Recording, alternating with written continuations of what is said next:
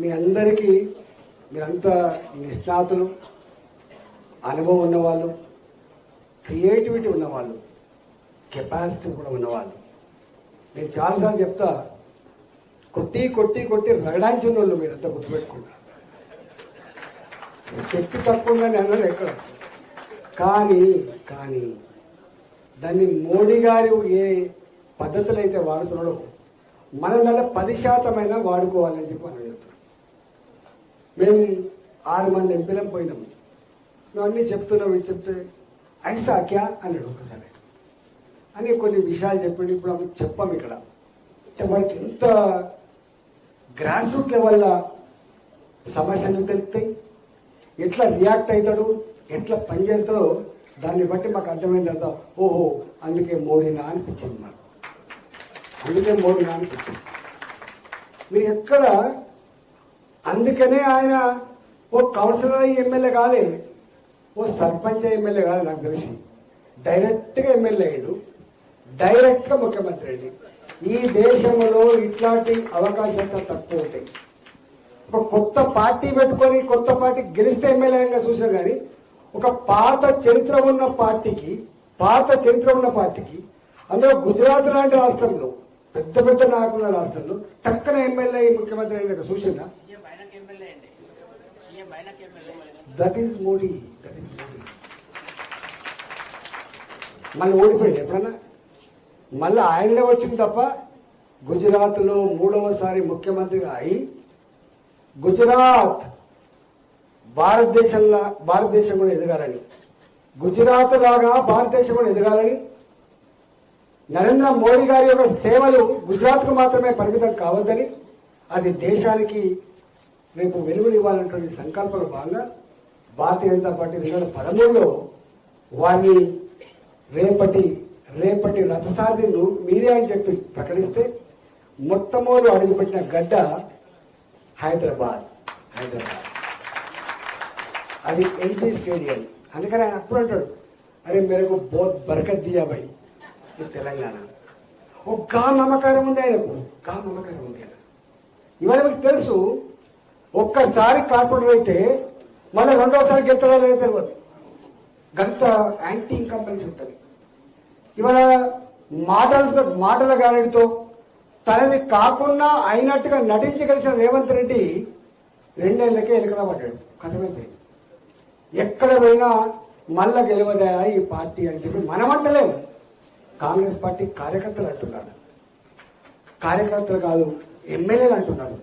ఎమ్మెల్యేలు కాదు, లోపల కూడా మంత్రులు కూడా అంటున్నారు. ఇక మళ్ళీ దీపం ఉన్నప్పుడే చక్క పెట్టుకోవాలని చెప్పి ఆ సూత్రాన్ని అమలు చేసుకుంటాను వాళ్ళు. కానీ దేశంలో సంకీర్ణ రాజకీయాలు తప్ప ఈ దేశానికి దిక్కులేమని చెప్పి ప్రజలు బాధపడుతున్న రోజులలో సంకీర్ణ రాజకీయాలకు ఆస్కారం లేదు, స్టేబుల్ గవర్నమెంట్ కావాలని చెప్పి దానికి అంకురార్పణ చేసి ఇవాళ ప్రపంచంలో భారత రాజకీయ వ్యవస్థ పట్ల ఇవాళ సంపూర్ణమైన విశ్వాసం కల్పించిన మహానాయకుడు నరేంద్ర మోడీ గారు అవునా చెప్పండి. ఇవాళ ఒకసారి కాదు, 2 సార్లు కాదు, 3వసారి కూడా ప్రధానమంత్రి కాగలేదు.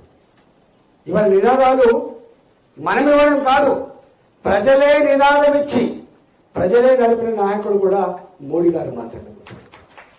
ఇవాళ అబ్కి బార్ 400 పార్ హమ్ నహీ దియే వో స్లోగన్, ప్రజానే దియా. మోడీ అయితే మునికినే కోన్ దియా, ప్రజా దియా. విశ్వాసం అది. సరే, రకరకాల ఈ సోషల్ మీడియా గాళ్ళు, ఈ అబద్ధాల కోర్లు, ఈ రకరకాల తిమ్మిని బమ్మి చేసేవాళ్ళు కొంత విజయం సాధించవచ్చు. కానీ అంతిమ విజయం మాత్రం ధర్మాన్ని అని చెప్పి నిరూపించండు. అంతిమ విజయం మాత్రం మోడీ గారు చూపించారు. మీరు ఎక్కడైనా ఉండి మనం అప్పుడప్పుడు అంటుంటాం అజాత శత్రువు అని చెప్పి అంటుంటాం. మనం ఒక నాయకుడిని ఎప్పుడైనా అంటుంటాం.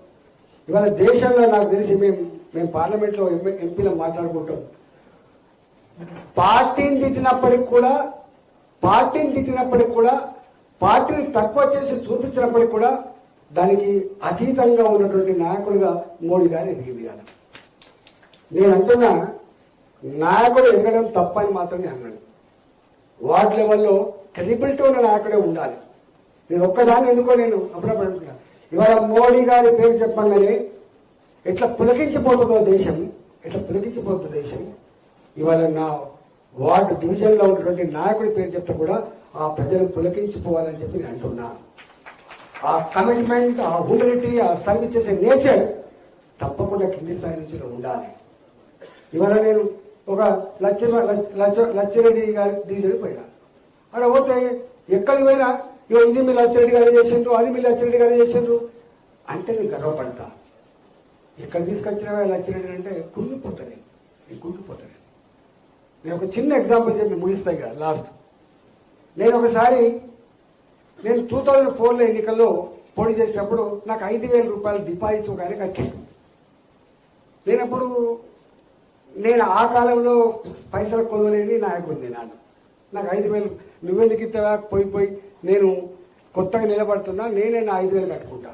నో నువ్వు నేనే ఇస్తా అంటే వేరే వాళ్ళు టక్కన అన్నారు. అంటే సెంటిమెంట్ ఉంటుంది సార్, ఇది సెంటిమెంట్ ఉంటుంది, తీసుకోవాలని. నేను తీసుకున్న 5,000 రూపాయలు తీసుకుపోయి కట్టిన, డిపాజిట్ కట్టిన. 2004 ఎన్నికల్లో డిపాజిట్ కదా మనకి కట్టిన. నేను గెలిచిన వెంటనే మళ్ళీ ఎన్నికలు వచ్చినాయి, సర్పంచ్ ఎన్నికలు వచ్చాయి. ఈ 5,000 ఇచ్చిన నాకు వచ్చాడు. వచ్చి నువ్వు ఏమైనా చేసినా సర్పంచ్ టికెట్ ఇవ్వాలి అంటే నేనన్నా, అరే నువ్వు గందుకే ఇచ్చినవా, నీకు కొత్త అయినా, నాకు రాజకీయాలు తెలుగు, అప్పటికి నేను ఏదో బిజినెస్ చేసుకుంటూ పోయినా. ఊరంతా వచ్చి నువ్వు ఎవరికి ఇచ్చినా కానీ తిరుపతికి ఇది పెడితే నేనేం చేసినా, అరే సెంటిమెంట్ కదా పాపం నాకు 5,000 రూపాయలు ఇచ్చిండు, ఫస్ట్ గెలుపు కారణమైండు, నేను ఏదన్నా చేసి దండం పెడతా, ఒప్పుకోరాదు అని చెప్పి ఎంతో ఒప్పించినా కూడా ఒప్పుకోలే. లాస్ట్గా ఊరికి పోయినా, ఇంటికి పోయినా, బతిలాడుకున్నా, మొత్తానికి ఇచ్చిన. ఆయన సర్పంచ్ గెలిపోయిన ఆయన పేరు తిరుపతి రెడ్డి. ఇక తెల్లా నుంచే చూపించింది ఆయన నిజ రూపం. ఎన్ని కేసులు, ఎన్ని కథలు, ఎన్ని నాటకాలు అయిన తర్వాత నేను ఒకసారి ఎన్నికలకు పోయినా. ఈయన నాకు సర్పంచ్ దించు అంటాడు అని అనుకో. దించమని ఎవరిని అంటాడు? సర్పంచ్ దించు ఫస్ట్. సర్పంచ్ కనుక నీ వెహికల్ ఉన్నాడో నీకు ఓట్లు పడవు. నేను సంకట స్థితి కానీ సర్పంచ్ ఎక్కించుకొని పోయినా, ఆ ఊళ్ళో నాకు ఓట్లు వేయలే. అర్థం కావాల్సింది మీకు, కంటెంట్ ఇది మోస్ట్ ఇంపార్టెంట్. నాకు లోకల్గా ఉండే లీడర్ గొప్పగా ఉంటే నేను కూడా గొప్ప ఉంటా. నా బూత్ స్థాయిలో ఉన్న కార్యకర్తల నుంచి మొదలుపెట్టి పార్లమెంట్ సభ్యుడి వరకు కూడా ప్రజలు ప్రేమించే నాయకుడిగా ఉండాలి, ప్రజలు నచ్చే నాయకుడిగా ఉండాలి. కానీ ఐ ప్రౌడ్ టు సే, రామచంద్రన్న ఈ పార్లమెంట్లో మమ్మల్ని తిట్టే వాళ్ళైతే ఉండాలని అనుకుంటున్నాను. నాలాంటి తిట్టే వాళ్ళైతే ఉండరు. ఎక్కడికి పోయినా మా వాళ్ళు ఇప్పుడే అంటుండే, మా జీవన్ రెడ్డి ఇట్లా వస్తుంటే, అన్న నీ పేరు చెప్పుకొని చాలా గర్వంగా ఫీల్ అవుతున్నాం అనుకుంటే ఇప్పుడే అనుకుంటూ వస్తాను. ఎందుకు అంటే ఎందుకు